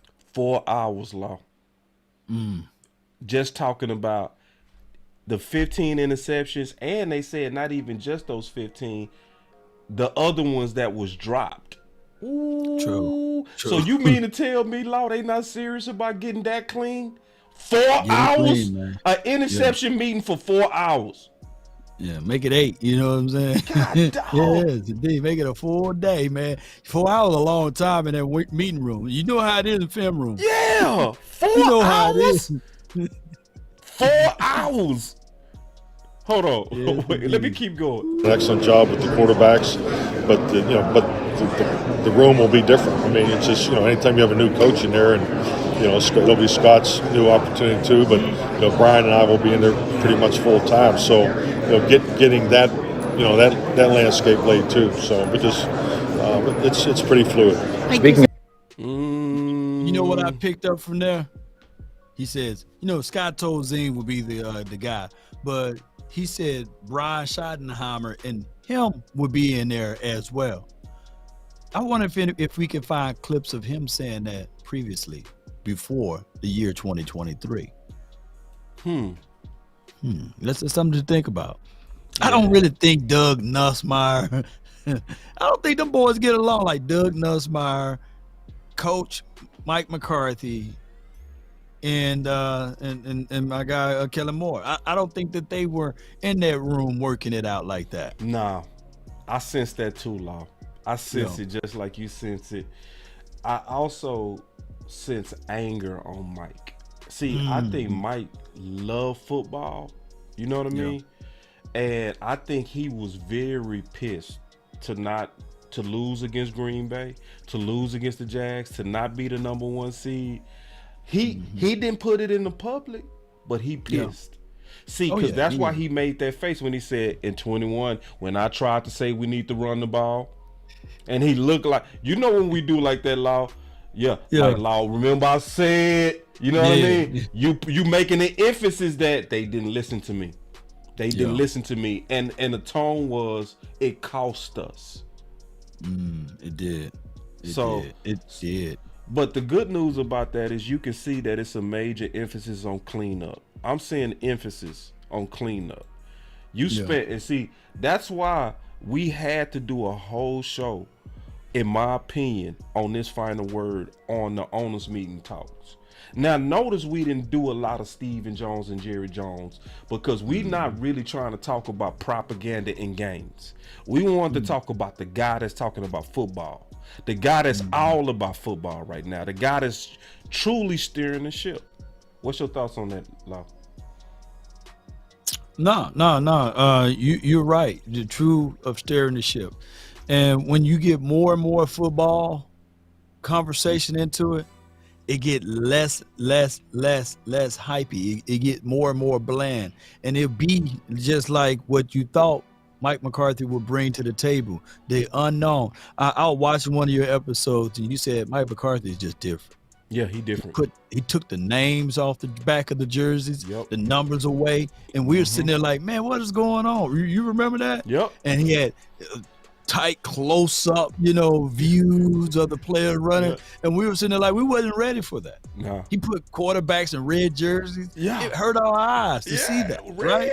Red, I mean, like, what is red jerseys? Dallas, and we wasn't really used to this. No. And Mike McCarthy was coming in with a philosophy change, but slowly, for surely, the Jones family wanted to make their footprints and their fingerprints on this, and they said, hey, we got to have the tight, we can't have those tight shows anymore. We're going to have to showcase more and more. We're going to have you to talk. We need for you to shave. We need for you to put the 3-piece suit on. And all of that stuff takes away, because I think he really said it all when he said, hey, I'm about winning, y'all. Yep. I ain't about all of this flash stuff. That was the money ball right there. And I think it's kind of like what we talked about before. See, because here at the final word, we know we say things that's taking a risk. We know that. But our style is we'll look like we wrong now, but y'all go have respect for us later. That's how Mike McCarthy is. You know what I mean? Yeah. It's things that you might hear on the final word that might be early. So you kind of doubting it. But then after it play out and you look back and say, okay, who was saying it in the beginning? You gonna have respect for Law. You gonna have respect for Big and Boss and the OC and Wrong. Because we put our cojones on the line early. That's our style. That's how Mike is. So I think the Joneses looked at it and said, damn, he was telling us right the whole time. You know what I mean? And it built a respect to where they like, so going forward when he say stuff, they like, yeah, let's rock with Mike. Yeah.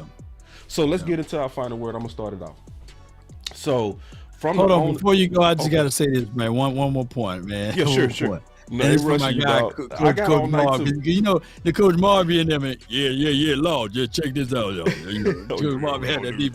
Yeah, Lord, let me see, man. You got the super chat. Read the whole thing. Read the whole super chat, boss. And he's right on the money because he's basically saying that you're going to see a mixture of Green Bay Packers and Seattle. Yep, he told me that today. And the way they move in that, we can clearly see it. And even when the Green Bay Packers won their Super Bowl, look at what they had on the defensive side. Cullen Jenkins, you know, B.J. Roger, you know what I'm saying? Nick Collins, my guy coming off of the edge, Clay Matthews. And on top of that, Charles Woodson that year. Those were the guys that made it to the Pro Bowl, and I think four of those guys made it all pro that year. The only person that made it to it was one other guy on the offensive side that made it Pro Bowl. Not even Aaron Rodgers made it to the Pro Bowl that year. Right. But you guys get what I'm saying.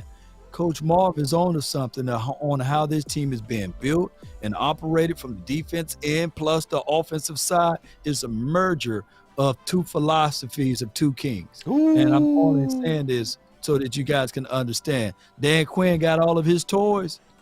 It's time for Mike to get his. Elaborate. Hold on, dog. You got to elaborate on the two kings, bro. You can't do You got to elaborate. Take your time with that too, bro. Because I heard it. Please elaborate on that. Please take your time, please. All right. The two kings. The two kings. When you have football knowledge and pedigree, one of the things that we can see is fingerprints. When Dan Quinn got the spot, the old fingerprints were wiped away quickly because he didn't have a Kellen Moore on the defensive side. Remember Rob Marinelli's defense, or it went from Rob Marinelli's defense to the other guy, I forgot his name, Mike something too, in 2020. What was his name? Historically bad defense. That was Mike Nolan. Mike Nolan, right? So when Mike Nolan came above and came on this team, his fingerprints was everywhere. Dan Quinn came over here. He went and got his toys. He went and got more and more weapons. He got people to fit in for what he do. And the two kings is Dan Quinn, and now you're going to see Mike McCarthy fingerprints all over this, and you seeing it right now from the fact that they're bringing in guys like I said, Brandon Cooks now. Like I said, now you got a situation and scenario that you're gonna have Dak Prescott working in the room with my guy Mike McCarthy, Scott Tolzien, as well as with the what's the other guy, Brian Schottenheimer. So that is king move, because he couldn't move and operate that way when the Prince was there. When Kellen Moore was there. So now you got a true voice. You got a guy that got voice with rings and hardwares under his resume. That's what I meant by two kings. And see, it's so funny you said that, bro, because it's amazing how we think the same and we don't talk about stuff. You know what I mean? Because I said that's why I wanted you to expound that. I did a whole show talking about two kings. No way. I swear to God, bro. Dog, matter of fact, it was about 3 weeks ago, and I called them underground coaching kings. What you just said, Law. I promise you, right hand to the man. I didn't watch that. I believe you, bro. I believe you. Of course. Oh my God. But see, you know, because we seeing the same things, and I don't see how Cowboy Nation don't see it how we see it. Like, this is why I'm super high on us with Super Bowl hopes. I'm not just talking when I say that. It's more so because, to your point, Kelly Moore is out the way, and you got two guys walking in lockstep together that got a ton of skins on the wall. Like two generals. And to Coach Marv's point, where you're blending Green Bay offensive philosophy with Seattle offensive philosophy, and we realize today that they also keeping parts of the digit system or option routes. Yeah. So I'm looking at the two kings, to your point. That's really the taking us to the next level. That's also why Law keeping it all the way 100. I think that's why this free agency is as smooth as we ever seen it, because those guys are lockstep. They are side by side. Because isn't it funny? Me and you said on the final word, big dog. What did Mike McCarthy say? He said the strength of this team is the defense. What was the first moves we made in free agency? Week 1? Defense. So how does that happen unless the two kings are not on the same page? Those two kings are on the exact same. Man, great analogy, Law. Fantastic! And I love it. Man, great thumbnail on that one, man. And you picked the big dude to be Mike McCarthy, of and course. the smaller guy to be Quinn. Man, that just fits right in. You know that's Ned Stark, and you know that's my boy Ned. You know what I mean? I know you on that Game of Thrones. Hey, that's King Baratheon. You know what I mean? That's Baratheon, hey, and on the cool, he really was low key my favorite on this show. King Baratheon. Woo, King. You remember this part, Law? He said, "Which one is greater, 5 or 1?" You remember that part? He said, "What is greater, 5 or 1?" 1. He said 1. Oh! After I put a fist up, he said, "When we together, you can't do nothing with us." I said, "Ooh, you got King Baratheon." That's another subject. Don't get us started on Game of Thrones. Yeah, boy, we go for another 2 hours. Shout out to you again, Coach Marv. Tell him about the Percy Harvey thing. That's good stuff. But get into the final words, man. This owners meeting, to me, showed a lot. It was a lot that came out, a lot of tea leaves that came out. I'm just glad we had Rome on here to kind of help us kind of get through that and break all of this stuff down. I do believe that they're bluffing on Steele at guard.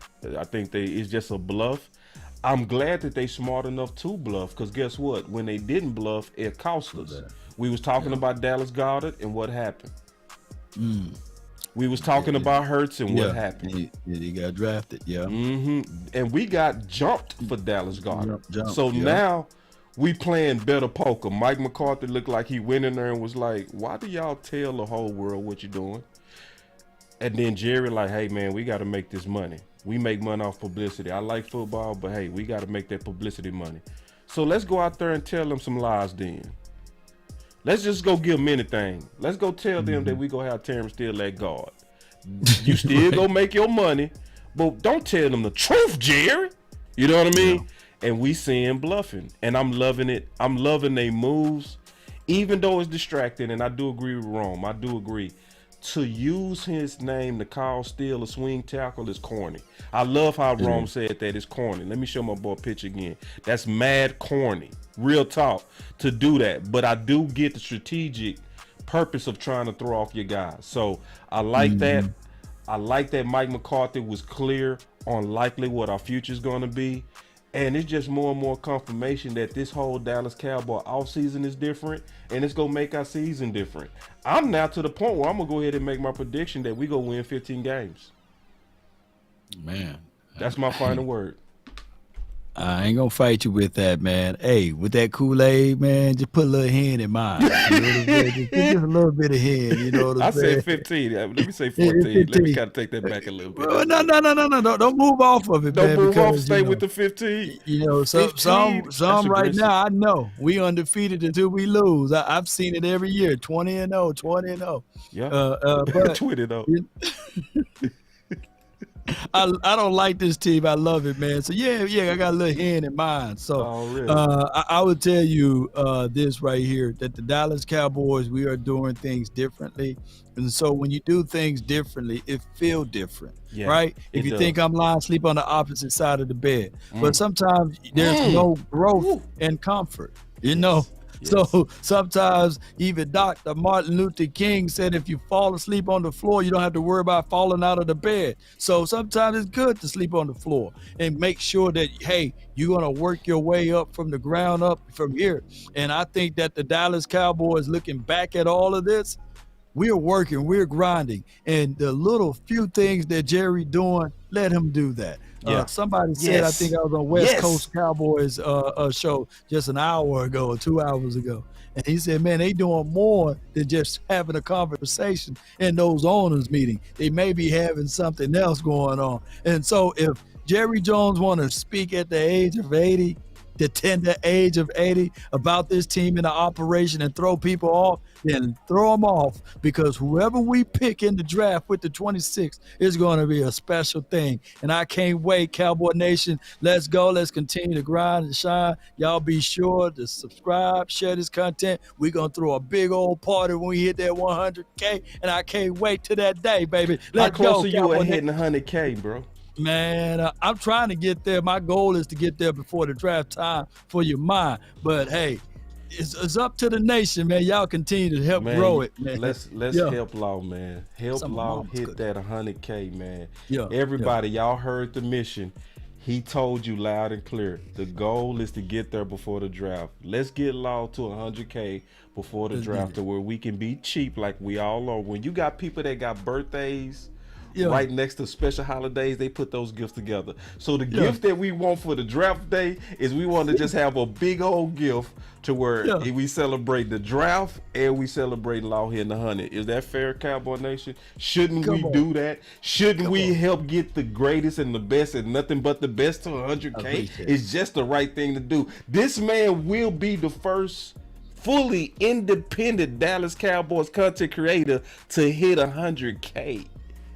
I appreciate it, bro. God, yeah. Let's get there, man. Y'all help a brother out, man. HBO. Hey, help a brother out, man. So there it is. 3, 2, 1, drop it. And remember, you're listening to nothing but the best. Drop it hard. Let's go.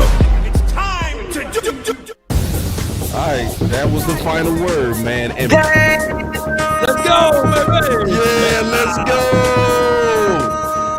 Let's go. Shout out to Rome. Shout out to the big homie, man. Shout out to Big Game James and the OC. We miss y'all. Check us out. Big word, baby. Big word, I see you. I've been really in the field, let her rush, I let her feel. Lately, I just wanna run it up. Don't need no deals, I make the deal. Have to take it to a meal. Lately, I just wanna run it up. Hey, tomorrow, man, we're gonna be doing Kinda check us out. Let me turn it down. Lately, I just wanna run it up. Count that too, to help support the Women's Month or what have you. So shout out to them. We'll do a show tomorrow. Shameless plug, by the way. One more time, Law. One more time. One more plug. Yeah. Tomorrow, Ashley Baker will be doing a woman's show, a woman's content for celebrating Women's Month or what have you, or Ladies Month. And it will be tomorrow around 6 or 7 o'clock. So y'all be sure to tune in. That need that damn button. Where that damn button? Yes, indeed. Damn! Let's go! Y'all tuned in for the ladies. Can't trust a soul, I keep a hammer, call it too legit. I've been really in the field, let her rush, I let her feel. Lately, I just wanna run it up.